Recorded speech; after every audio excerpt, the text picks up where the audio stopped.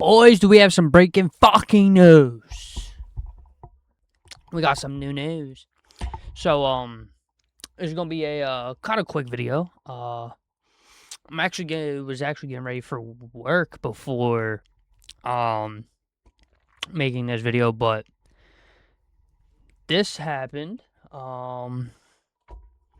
JB to the 76ers. Now,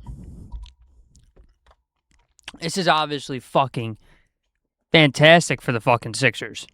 The full details of the trade were... I just had it pulled up. So here was the original post. Blockbuster trade. The Boston Celtics have agreed to trade Jaylen Brown to the Philadelphia 76ers for Paul George. That's crazy. 2 first rounds and 2 second round picks. Now, did Boston get scammed? Fuck yes. I honestly don't. As a Sixers fan, I'm not going to complain. But I don't know, has an organization as built together as Boston has been over the last, 2-3 decades. I don't know how this trade makes sense to you, though. Like, you're getting an aging Paul George with a horrendous contract, and you're getting 2 first rounds and 2 second rounds, but if the Sixers are good, then first round picks don't really mean nothing.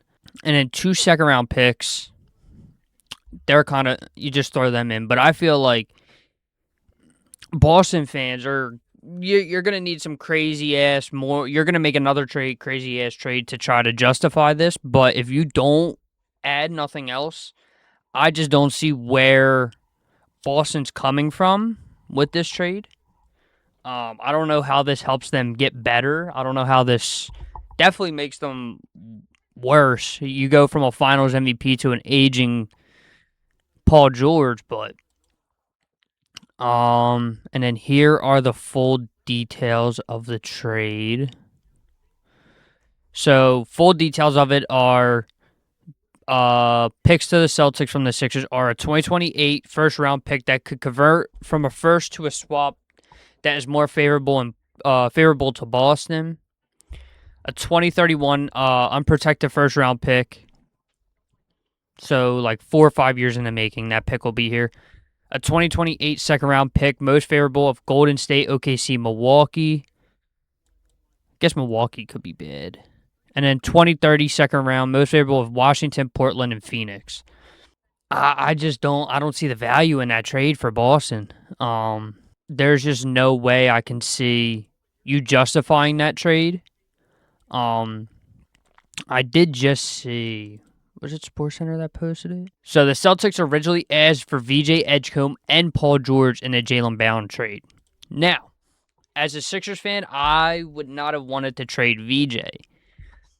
But as a Celtics fan, I feel like this was the bare minimum for a JB trade. If you're giving them the Philly, you're getting Paul George, but I feel like you have to get a VJ Edgecombe, or even if you would have got LeBarian, you're at least getting a younger star than just an aging superstar, or not really even a superstar anymore. But I just don't see Boston replicating what they did last year without JB. Because I 100% get Boston still behind Jason Tatum. I wouldn't give up on JT either just yet, but it's also, can Jason Tatum do the same thing that Jaylen Brown did? Which I think so, but at the same time, the cast around him isn't going to be as loaded as it was for JB.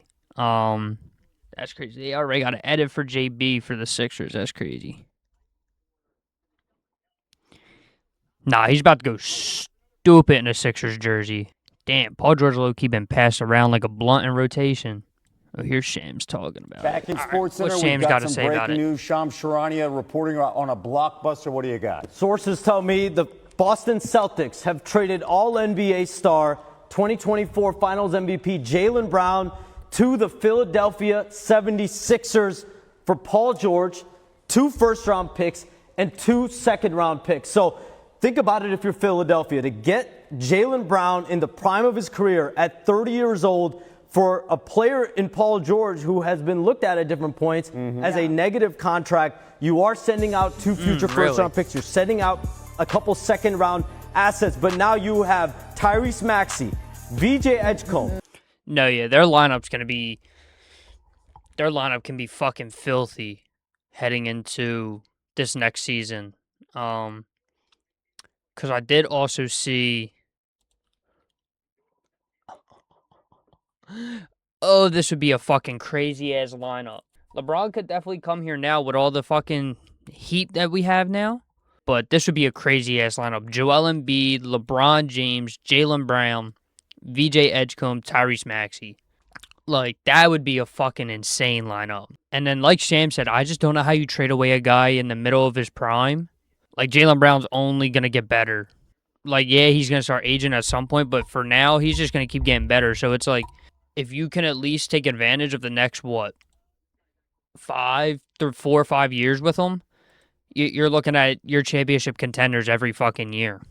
And heartbreaking news, though, we lost Kelly Oubre. And heartbreaking news, Tsunami Poppy is no longer a 76er, which fucking sucks, but I don't know what the fuck we're doing, gang. I fucked with Kelly. I thought he was a big part of the team, but can't keep them all. What did fucking Tobias want up getting? Yo, I need to know who Tobias' agent is, because this man been finessing it. Yeah, bro, because he been finessing these teams out of a fucking bag for the last, I don't know, fucking 5-6 years, ever since he got to Philly. But yeah, my final thoughts on it are, I think the Sixers are definitely a chip contender. Even without going out and getting like a LeBron James, I think that the team that they have now could definitely make noise in the playoffs. You finally got the guy that you're going to have basically running your offense, and Tyrese Maxey, and now you got him even more help with Jaylen Brown. So it's like you don't have to constantly just rely on Jaylen Brown or Embiid to be healthy. You can now have Jaylen Brown kind of be that second option. Now you got him, you got VJ. It's looking bright in Philly. I'm not going to lie. I'm excited for this season, but I don't think they're done just yet either. I think they're going to keep making moves. I think they're going to keep trying to get better, especially depth-wise at the bench, because that's like the only place that's like lackluster right now is we're kind of lacking bench depth. But other than that, I'm excited to see what Jaylen Brown can do for the Sixers. I think obviously he'll be the guy that the Sixers need to get over that hump, but we will certainly see. But yeah, that's pretty much it. I just want to talk about this real quick. Just wild that the Sixers are part of some blockbuster news right now. So, yeah, check on your Celtics friends. Eat your Wheaties. And Sixers going to the chip. Peace out, y'all. Y'all enjoy the rest of y'all night.